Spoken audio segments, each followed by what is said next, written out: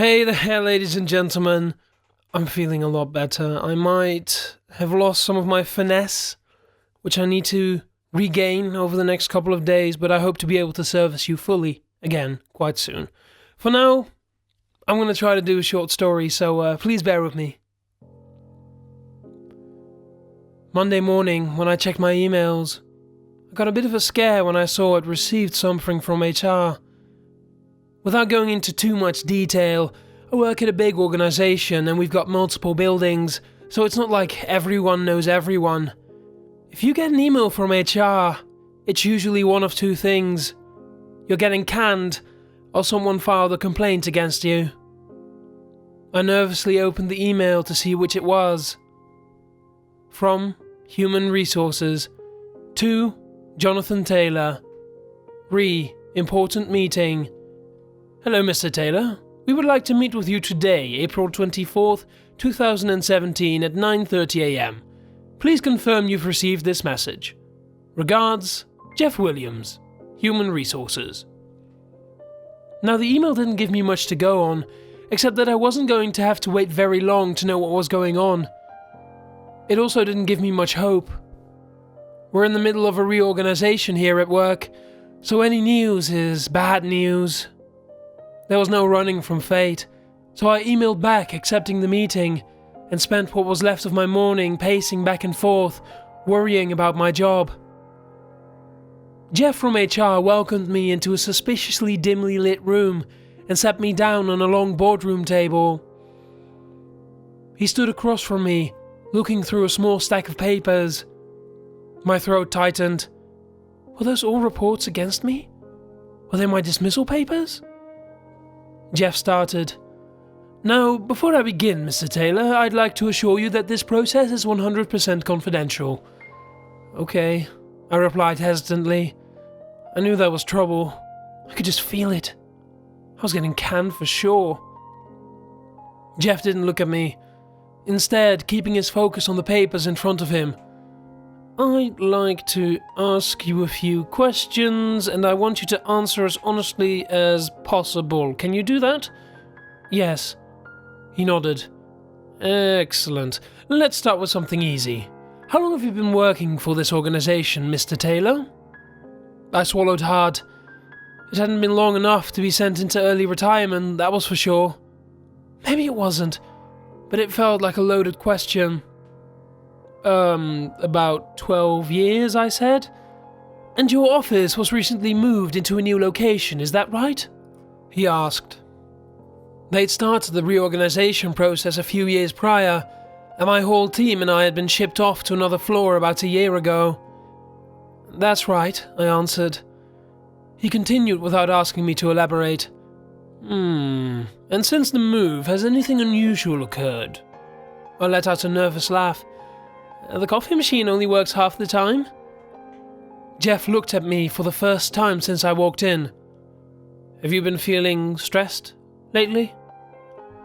What a weird question to ask. Of course I was feeling stressed. Everyone's been feeling stressed since all our jobs are on the line. Well, yeah, I answered. Do you think that stress is contributing to the problem, Mr. Taylor? He asked. Now, I was a little confused. I guess? He scribbled something down on his paper. I felt like I was at a cross between a police interrogation and a psychologist appointment. Jeff set his pen down and once again looked me in the eyes. Have you been hearing unusual noises in your office, Mr. Taylor? Honest to goodness, I had no idea what he was trying to get at. Was this about Jamie? Yeah, she chewed with her mouth open and put the radio on a bit too loud, annoying everyone in the office. But that didn't warrant an HR investigation, did it? Then again, if they were looking to cut someone from my team, they'd be looking for any little excuse to do so. I figured by going along with it, I could safeguard my job. Sorry, Jamie. Yeah, all the time, it's driving me nuts, I answered. He narrowed his eyes and nodded to himself as he began taking notes again. He continued this for at least a minute before addressing me again. What about the walls? He asked. I don't really see them from my cubicle. What about them? I replied. when you hear the humming, do they still change? I looked at him, perplexed. Wait, what? What humming? Jeff turned the page and read what was written on it. I could see his eyes scan over the text multiple times. He contemplated the words for a few moments, then looked at me sharply and said, "You reported that, and I quote, 'It always starts with humming. It only happens late in the evening when I'm the only one left in the office. It starts with a low humming, then the walls bleed. Then he shows up, closer every time, breathing heavily. That's when I run.'" I stared at Jeff dumbfounded. "I never said that." He shuffled in his seat so he could lean over the table, giving off an almost menacing air. He spoke calmly, but with the sternness of a parent scolding their child. "Look, Joshua, may I call you Joshua? It's a serious offense to lie on an official report." "You can call me that, but that's not my name. As for a report, I have no idea what you're talking about, honest." Now it was Jeff's turn to look confused.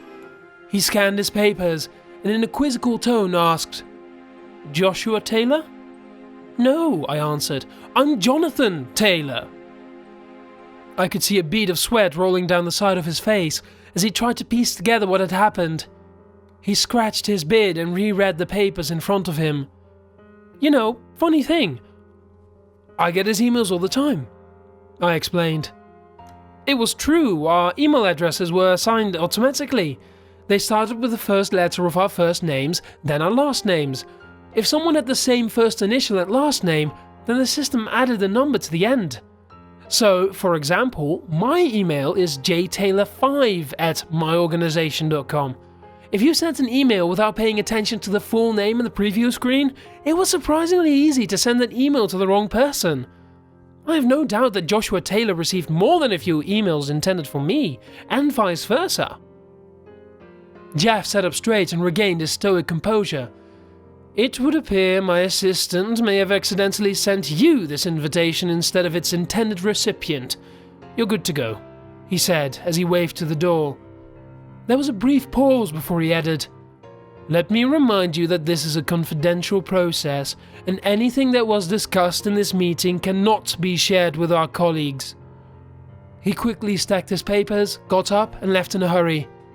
I was escorted out of the HR offices by one of his assistants and walked across the street to my building. Back to business as usual. It nagged at me. All day it nagged at me. I couldn't help it. Joshua Taylor had submitted such a weird report. I knew I had to keep the meeting with HR confidential, but I just had to ask anyway. In the late afternoon, I broke and sent Joshua an email. From Jonathan Taylor to Joshua Taylor. Meeting mishap with HR. Hey Joshua, funny story, so I caught an email from HR intended for you. Looks like they got our names mixed up, lol. Anyway, I hear something's up in your office and I'm kind of dying of curiosity. You wanna chat? It's cool if you don't want to. Cheers, Jonathan. I got an undeliverable almost as soon as I sent my message. Yeah, at that point I should have let it go. Hell, I should have let it go before I sent the email. But come on, wouldn't you have done the same in my shoes? I looked Joshua up in our employee directory and found his phone number. I called once, no answer. Waited for about half an hour, called again, no answer. Work started piling up, so I got distracted and pushed the issue aside. It was about 6:30 when I got everything done, and I remembered Joshua sometimes worked late. I picked up the phone just to see and gave him a third and final call. Someone picked up the receiver. Hey, this is Jonathan Taylor. Funny story, I began. But I shut up when I heard something on the other end. It was a strange, low hum, followed by heavy breathing. I hung up the phone.